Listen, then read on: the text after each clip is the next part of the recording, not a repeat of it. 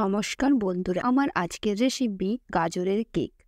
কতটা স্পঞ্জি হয়েছে তা আপনারা দেখেই বুঝতে পারছেন। তবে আমার রেসিপিতে প্রথম থেকে শেষ পর্যন্ত দেখার অনুরোধ রইল, এবং যারা নতুনভাবে আমার মতন স্পঞ্জি কেক বানাতে চায় তাদের A to Z আমি ছোট ছোট কিছু টিপস দিয়ে রেখেছি। সবার প্রথমে আমি একটা ফ্রাইং প্যান নিয়ে নিয়েছি, সেখানে নিয়ে নিয়েছি 1/4 কাপ চিনি আর দিলাম 3 টিস্পুন মতন জল। এটা আমি ক্যারামেল তৈরি করছি। এবারে গ্যাসের ফ্লেমটা থাকবে একদম লো টু মিডিয়াম এবং অনবরত নাড়তে হবে যাতে চিনিটা পুড়ে না যায়। আমি চিনিটা যখন কালার চেঞ্জ করে দিয়েছে তখন সেই পর্যায়ে দিয়ে দেব 1/4 কাপ জল। এবারে গ্যাসটা বন্ধ করে অনবরত নেড়ে যাব। আপনারা দেখেই বুঝতে পারছেন ক্যারামেলটা কিভাবে তৈরি হয়েছে। এবারে নিয়ে নেব দুটো গাজর। গাজরটাকে আমি জল দিয়ে ভালোভাবে ধুয়ে নিয়েছি, দিয়ে গাজরের খোসাটা ছাড়িয়ে নিলাম এবং দু সাইডটা আমি ছুরির সাহায্যে কেটে নিলাম। এবারে একটা গ্রেটার দিয়ে গাজরটা আমি গ্রেট করে নেব।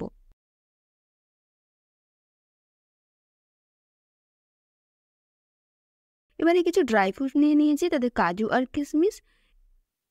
এবারে আমি প্রেহিট করে নেব।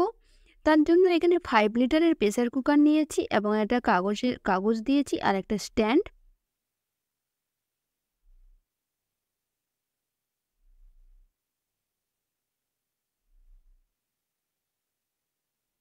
এবারে প্রেসার কুকারের ঢাকনার যে হুইসেল আর যে রাবারটা থাকে সেটা আমি খুলে নেব। আর এখানে প্রিহিট করার জন্য 10 মিনিটের জন্য প্রেসার কুকারটা রেখে দিলাম এবং গ্যাসের ফ্লেমটা থাকবে একদম লো। আমি কিন্তু লো ফ্লেমেই কিন্তু কেকটা বেক করব, তাই জন্য লো ফ্লেমে রেখে দিলাম। যে যে টেম্পারেচারে আমি বেক করব সেই টেম্পারেচারে আমি প্রিহিটও করে নেব। এবারে কেক টিনটা রেডি করে নেব। তার জন্য এখানে 6 ইঞ্চের কেক টিন নিয়ে নিয়েছি। এখানে অয়েল ব্রাশ করে দিলাম যাতে ইজিলিভাবে কেকটা খুলে আসে। এবারে একটা বাটার পেপার নিয়ে তাতে আমি বাটার পেপারও দিয়ে দেবো। এবার বাটার পেপারটা ভালোভাবে সেট করে নেওয়ার পরে যে অয়েল করা ব্রাশটা ছিল সেটা আরেকবার ব্রাশ করে নেব।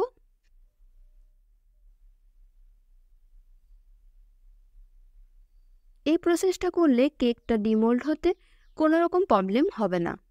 এবারে কেকের জন্য ব্যাটার তৈরি করব। তার জন্য আমি নিয়ে নেব ড্রাই ইনগ্রিডিয়েন্টস। ড্রাই ইনগ্রিডিয়েন্টসের মধ্যে সবার প্রথমে নিয়ে নেব ময়দা 1 কাপ আর নিলাম 1/4 কাপ। এবারে নিয়ে নেব 1 টেবিল চামচ মতন বেকিং পাউডার আর হাফ টিস্পুন মতন বেকিং সোডা। আমি যে পরিমাণে ইনগ্রেডিয়েন্টস নিয়েছি তা আমার স্ক্রিনে দেওয়া থাকবে। এগুলো সব উপকরণগুলোকে চেলে নেব।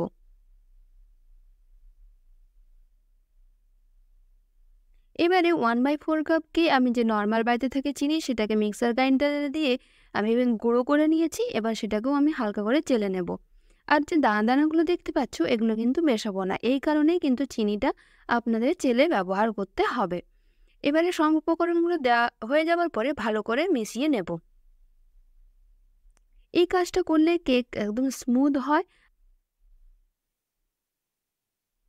লিকুইড ইনগ্রেডিয়েন্টস আমি নিয়ে নেব। তার জন্য নিয়ে নিলাম রেগুলার তেল, যেটা রিফাইন অয়েল 1/4 কাপ, আর নিলাম টক দই 1/4 কাপ। এবার দুটো উপকরণকে ভালোভাবে মিশিয়ে নেব। এবার নিয়ে নেব কনডেন্স মিল্ক 1/4 কাপ। যারা নতুন তাদের জন্য আমি এখানে সব ইনগ্রেডিয়েন্টসগুলো একই মাপ রেখেছি যাতে ওদের কেক বানাতে কোনো রকম প্রবলেম না হয়।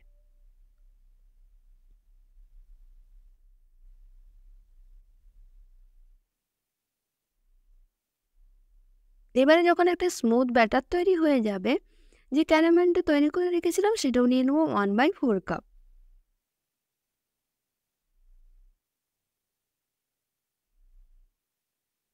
যখন ইনগ্রিডিয়েন্টসগুলো সব মিক্স করে হয়ে গেল তখন যে ড্রাই ইনগ্রিডিয়েন্টসগুলো ছিল সেটা কিন্তু অল্প অল্প করে দেব আর মিশ্রণটি মেশাতে থাকবো। এই কাজটা কিন্তু এইভাবেই করতে হবে, কোনো রকম একসাথে দিয়ে মিশ্রণটি মেশানো যাবে না।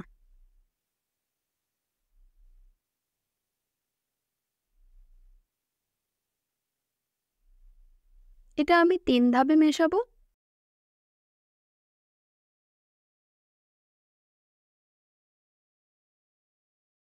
এবারে রুম টেম্পারেচারে থাকা দুধ আমি নিয়ে নিয়েছি 1/4 কাপ। আমি কিন্তু একসাথে মেশাবো না, অল্প অল্প করে দেব আর মিশ্রণটি তৈরি করব।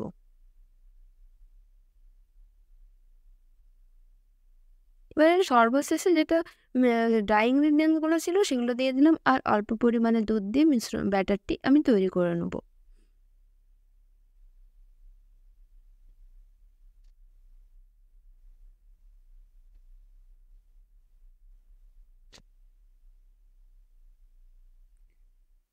ব্যাটারটা যখন এই পর্যায়ে চলে আসবে তখন যে গ্রেট করে রাখা গাজর ছিল আর ড্রাই ফ্রুট গুলো ছিল সেগুলো আমি সব দিয়ে দিলাম। দিয়ে ভালো করে মিশিয়ে নেব।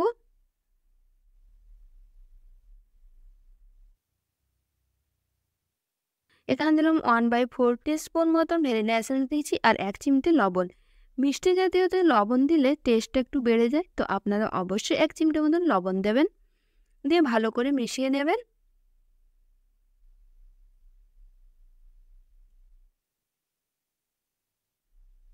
এবারে দিয়ে দেবো 1 টিস্পুন মতন ভিনিগার।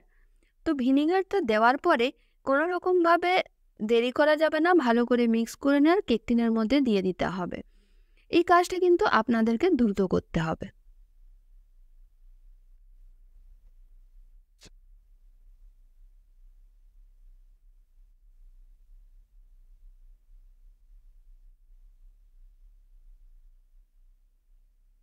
এবারে 2-3 বার করে কেক টিনটা আমি ট্যাপ করে নেব।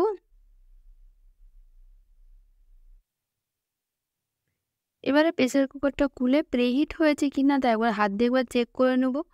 যদি প্রিহিট হয়ে যায় তাহলে কেক টিনটা আমি দিয়ে দেবো প্রেসার কুকারের মধ্যে। এবার এটা মিডিলে বসাতে হবে।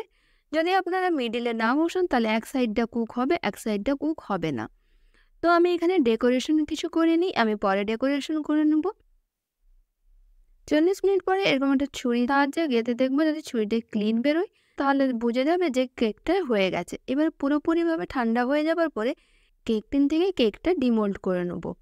দেখে বুঝতে পারছো কালারটা কত সুন্দর এসেছে। আপনারা অবশ্যই বাড়িতে একবার ট্রাই করবেন। যদি ট্রাই করেন তাহলে কিন্তু আমাকে তার ফিডব্যাক দিতে ভুলবেন না।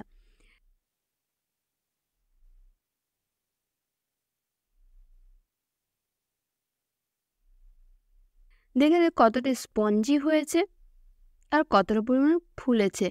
এবারে উপর থেকে আমি কিছু পেস্তা গ্রেট করে দিলাম।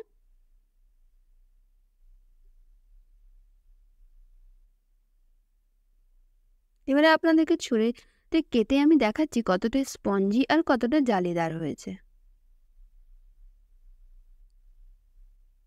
যদি আমার এই রেসিপিগুলো আপনাদের ভালো লেগে থাকে তাহলে অবশ্যই একটা কমেন্ট করবেন, লাইক করবেন, শেয়ার করবেন আর আমার চ্যানেলের পাশে থাকবেন। ভালো থাকবেন, সুস্থ থাকবেন। ধন্যবাদ।